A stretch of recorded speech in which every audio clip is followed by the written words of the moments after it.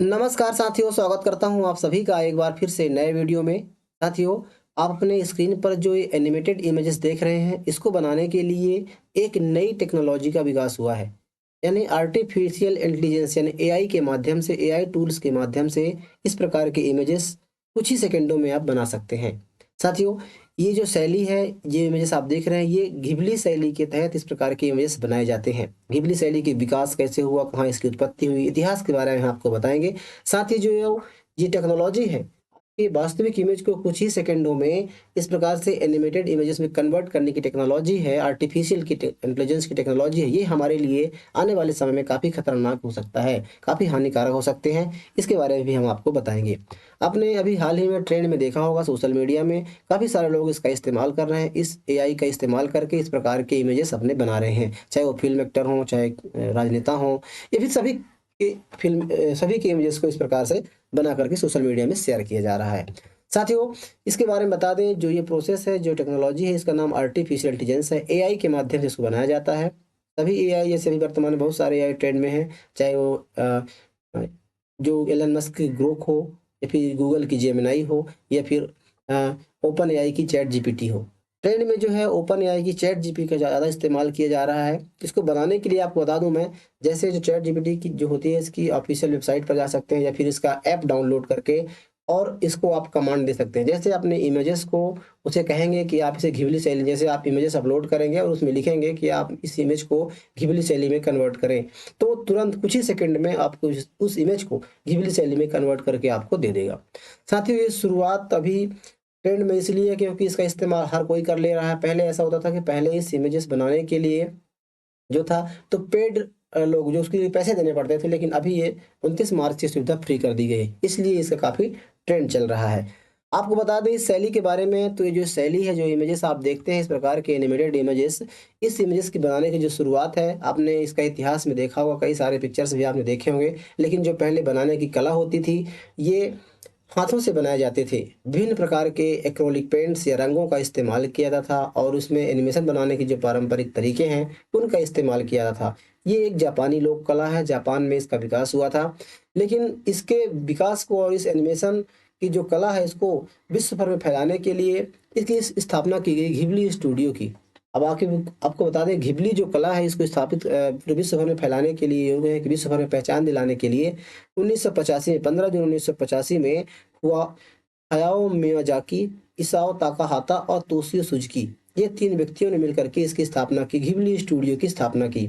और Ghibli studio को, इसकी जो स्थापना है वो जापान में की गई, इसका मुख्यालय जापान में है। साथियों, घिबली शब्द का जो अर्थ है, उसका मतलब होता है कि रेगिस्तान में, सहारा के रेगिस्तान में चलने वाली गर्म हवाओं को हम घिबली कहते हैं। घिबली एक अरबी भाषा का शब्द है, लीबियाई अरबी भाषा का शब्द है, और वहाँ से इसको लिया गया है। आपको बता दें कि इन 3 व्यक्तियों ने मिलकर के इसकी स्थापना की थी। और जैसा कि मैंने आपको बताया कि इसका जो मकसद है, इसका जो नाम है, वो सहारा में चलने वाली तेज हवाओं के नाम में इस्तेमाल किया जाता है।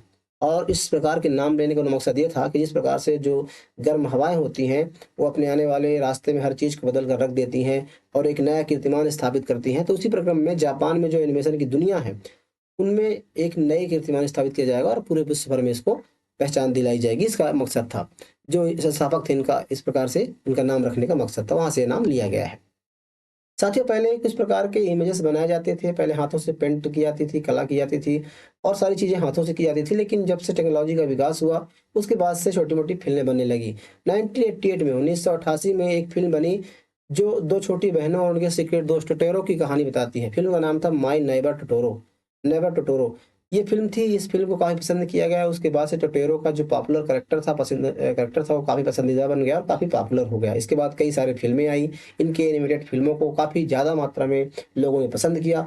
बहुत ज़्यादा इन्होंने पसंद किया और पूरे विश्व भर में इसको पहचान दी। लगभग 25 फ़िल्में उन्होंने बनाए, उनमें से कई फ़िल्मों को अवार्ड भी दिए गए। ऐसा था कि उनको ऑस्कर अवार्ड भी कुछ फ़िल्मों के लिए मिल चुका है। तो इस प्रकार से काफ़ी पसंद किया जाता रहा, काफ़ी ज़्यादा कमाई हुई इनके इस प्रकार के फ़िल्मों से। साथियों, उनका कहना ये था कि जो हाओ मियाज़ाकी है, उनको ये फाउंडर है इस स्टूडियो के, गिबली स्टूडियो के ये फाउंडर हैं। उनका कहना था कि जो हम ये फ़िल्म बनाते हैं, इस फ़िल्म में न केवल फ़ोटो होती है, न केवल काल्पनिक चित्रें होती हैं, बाकी इस प्रकार के उसको पेश किया जाता है, इस प्रकार से उनको आप दर्शकों के सामने रखा जाता है कि उनकी जो इमोशंस हैं, वो जुड़े होते हैं, इमोशन से कनेक्ट होते हैं और इमेजिनरी मतलब कल्पनीय दुनिया के बारे में बताते हैं, जादू होता है, पावरफुल महिलाओं का के बारे में बताते हैं, मतलब कई प्रकार से समाज में एक प्रकार का संदेश देने का, मैसेज देने का काम भी ये करते हैं, इनका कहना था। साथ ही इस प्रकार की अद्भुत कैली थी इसमें, क्योंकि हस्त हाथों से बनाई जाती थी और उनमें काफ़ी जीवंत होता था, काफ़ी लोग उसको अ, इंटरेस्ट हुआ करता था। साथ ही इसमें जो काल्पनिक दुनिया में डुबोने की क्षमता होती थी, साथ ही कई प्रकार के मानवीय संबंधों का उसमें इस्तेमाल किया जाता था, जो लोगों को आपस में इमोशन से कनेक्ट करने का, इमोशंस जो कनेक्ट होते थे। तो इस प्रकार से एक अद्वितीय जो है कला की शैली है वो। अब साथियों, ये जिस प्रकार से आप वहाँ भी देख रहे हैं कि जो ये इस्तेमाल है अपने मोबाइल पर, सभी व्यक्ति जो भी इस प्रकार के एंड्रॉयड फ़ोन का इस्तेमाल करते हैं, वो सभी लोग इस प्रकार की शैली का इस्तेमाल करते हैं। आर्टिफ़िशियल इंटेलिजेंस के माध्यम से यूज़ करके और अपने इमेजेस को आर्टिफ़िशियल इंटेलिजेंस के माध्यम से अपने इमेजेस को जो है एनिमेटेड इमेजेस में कन्वर्ट कर रहे हैं। तो ये हमारे लिए खतरनाक हो सकता है आने वाले समय में, क्योंकि आप थोड़ी देर के लिए सोचें कि जब आपका मोबाइल होता है, अपने मोबाइल को भी आपने फेस से स्कैन करते हैं, तब उसके बाद ये अनलॉक होता है। लॉक या अनलॉक की जो प्रोसेस होती है, अपने फेस से भी करते हैं। आपके बहुत सारे डाटा आपके फेस से मैच करते हैं। लेकिन जो एआई टूल्स हैं, इसके इस्तेमाल करके यदि आपने इस प्रकार की इमेजेस को अपलोड करके और एनिमेटेड डाटा, एनिमेटेड जो फ़िल्म है, एनिमेटेड जो इमेजेस बनाने में करते हैं, तो आपका इस डाटा को उस आर्टिफ़िशियल इंटेलिजेंस के द्वारा स्टोर कर लिया जाता है। स्टोर करने के बाद आपके इस प्रकार के डाटा स्टोर हो जाने के बाद जो आर्टिफ़िशियल कंपनियाँ हैं, एआई कंपनियाँ हैं, वो अपने सिस्टम को ट्रेन कर लेती हैं। ट्रेंड हो जाती हैं, ट्रेन होने के बाद इसको बिज़नेस के लिए इस्तेमाल कर सकती हैं। अगर आपका सोशल मीडिया पर तस्वीर शेयर कर रहे हैं और एआई टूल्स को अपना डाटा दे रहे हैं, तो आपके फेशियल जो रिकॉग्निशन डेटा है, वो खतरे में पड़ सकता है। मतलब आपके फेस को पढ़ सकते हैं और इसको निजी कंपनियों को बेच दिया जाएगा, जिस प्रकार से उसे इस्तेमाल किया जा सकता है। ऐसा आरोप लग रहा है कि जो क्लियर व्यू एआई स्कैंडल है, इस कंपनी पर एक कंपनी है क्लियर व्यू एआई आर्टिफिशियल है। इस कंपनी पर आरोप लगे हैं कि उसने 3 अरब से ज़्यादा तस्वीरें चोरी करके एक डेटाबेस तैयार किया है और निजी कंपनियों को बेच दिया है। इस प्रकार से आपका डेटा जो प्राइवेसी है चोरी हो सकती है। इसी तरह मई 2024 में एक ऑस्ट्रेलियाई कंपनी थी आउटबॉक्स, उसका डेटा लीक हुआ था, जिसमें से 1.05 मिलियन लोगों के चेहरे, ड्राइविंग लाइसेंस और पते की चोरी हो गए थे। तो इस प्रकार से डेटा लीक हो जाते हैं। साथियों, एक रिपोर्ट के अनुसार बात करें, हाल ही में रिपोर्ट आई, इसमें कहा जा रहा है कि जो फेस रिकॉग्निशन टेक्नोलॉजी, मतलब आपके चेहरे के जो पढ़ने की टेक्नोलॉजी है, उसका जो बाजार है वो 2025 तक 5.73 अरब डॉलर तक पहुंचने वाला है।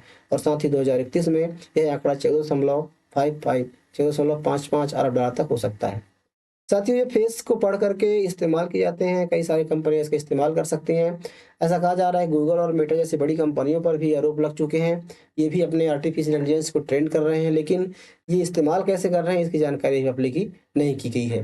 तो साथियों, इस प्रकार से इसके इस्तेमाल से आपको बचना चाहिए और साथ ही जो ये खतरा है, इससे आपको होने वाले जो हानि है, इससे बच सकते हैं आप यदि इसका इस्तेमाल करते हैं, नहीं करते हैं तो।